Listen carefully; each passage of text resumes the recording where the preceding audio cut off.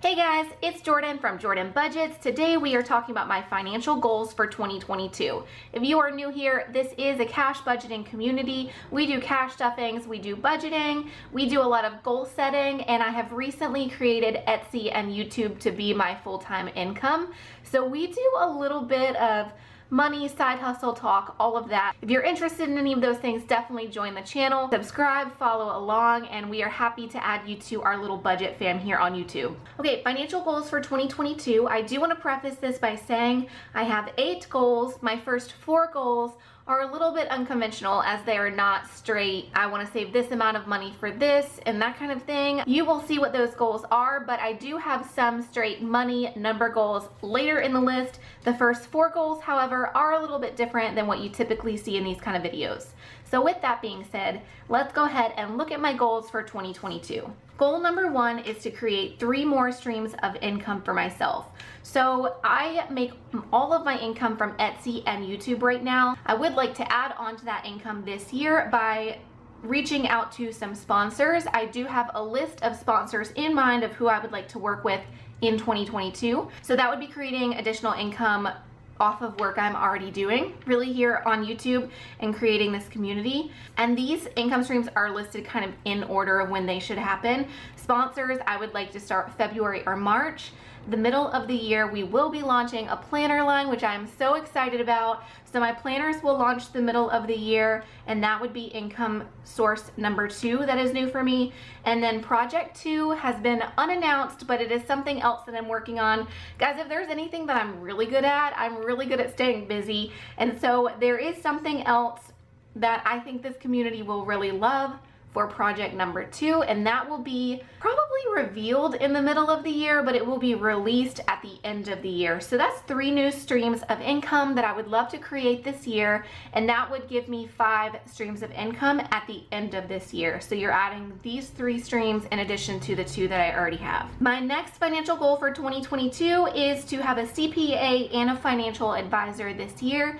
I am getting a CPA very soon to help me with taxes for this last year.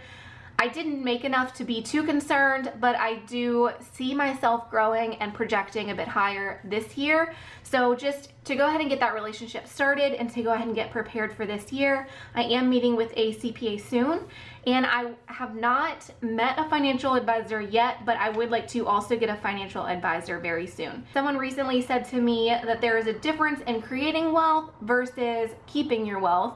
And when they said that, it really struck me because I have been able to scale Etsy and YouTube pretty quickly, which makes me feel really proud and really thankful.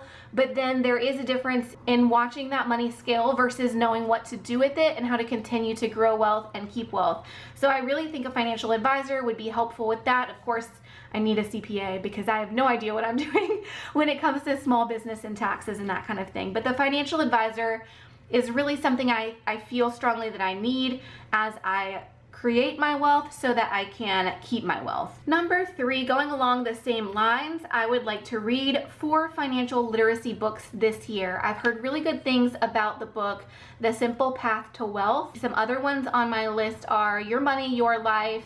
Another one is How Finances Work, and then The Millionaire Next Door. Those are books that are on my list right now. I am getting 2 of those books from the library very soon, and I will start reading those books. As someone who didn't grow up with a ton of money, and then being a single mom who has really been struggling for years and years and years, I said that like I'm like 80, but I've been a single mom pretty much since before my youngest was born. So for 5 years, I've been severely struggling as a single mom, and I know that my financial literacy is just not there. My word for the year is foundation. I'm treating this year as just an all-around foundation year. I have a move, I'm starting new businesses, I'm launching a paper planner business.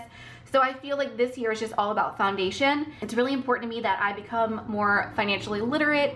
It's really important to me that I put the right people in my corner as far as like having a CPA and a financial advisor. So this year is all about foundations for me, which is why half or more of my goals just have to do with like creating a good foundation for myself and a good understanding of how to make money and how to keep money. Following along the very same line is I would like to connect with a small business mentor. So having having a financial advisor is really important. Having a CPA is really important. Working on my own financial literacy is important, but I would also like to connect with someone that is a small business mentor. Maybe they work with other small businesses. Maybe it's just a small business owner that I click really well with. Okay, next goal, and then we have a few goals with actual numbers on them, but the next goal is to track spending for 6 months. That goes along with creating a good foundation for myself.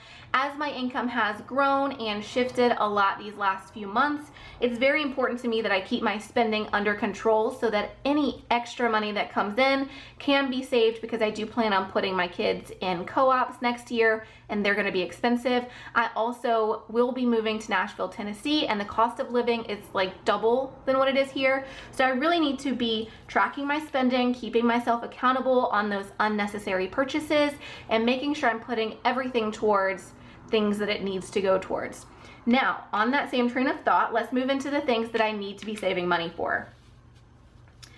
Number 6 is 1 month ahead on bills. Currently, I do 1 month ahead on bills, but my bills here are only about $2,000, and that includes my rent.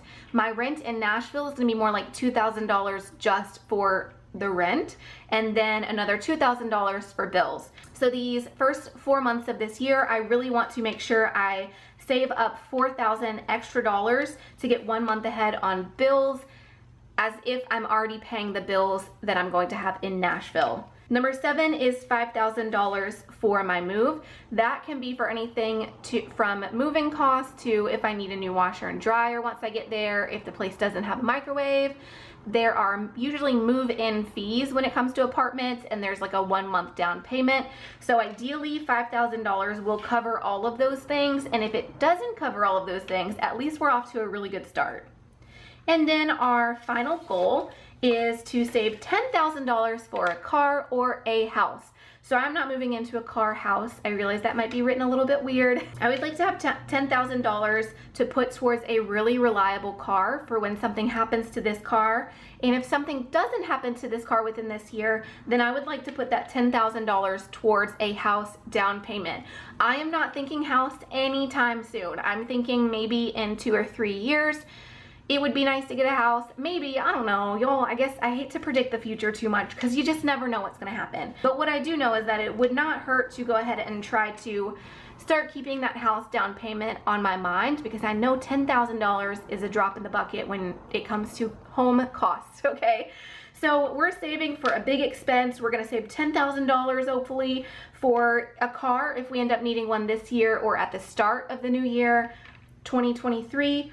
And if we don't, if this car keeps going really well for us, then we will not spend that money on a new car. We will put all of that money in the bank towards a house down payment for maybe a couple years from now. We will see. So that is it for this video. That is my list of 8 financial goals that I have for 2022. A lot of them, again, are just foundation work that I really need to start learning about money.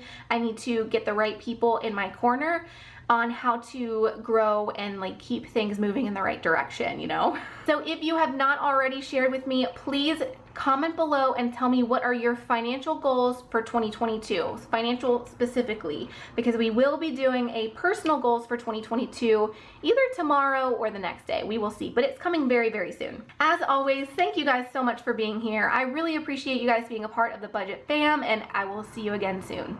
Bye-bye.